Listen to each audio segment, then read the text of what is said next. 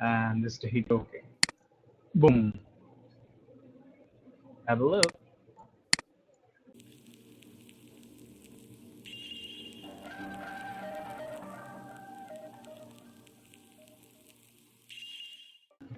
Hello everyone, so I'm going to show you how to add a square spiral effect in Adobe Illustrator. It's so easy.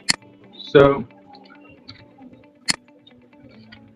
you have to first select the rectangular tool, find the center point, sorry, and hold Control and Shift to don't lose the accurate size of square. So I'm going with this, and fill color is none, and stroke color I'm going to this, and stroke is 3 is perfect for me.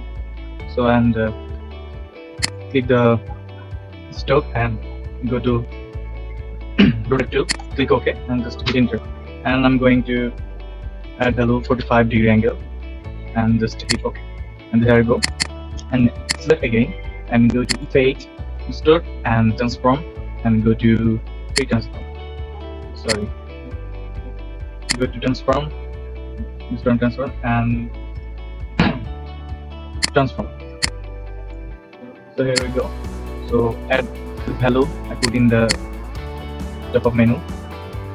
Scale horizontal is like 99 and vertical is 100 is perfect, and move horizontal is 500 pixel and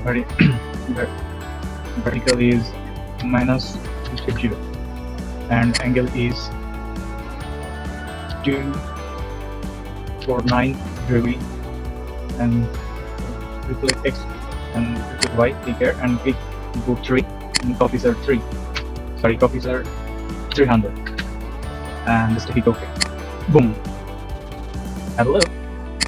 And you have to I'm going to expand that range and select the whole thing like this, and here you go. It's so easy.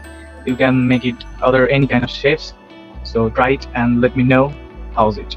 Thank you so much for visiting my video, click my video, and do hit subscribe, like and share. Thank you so much.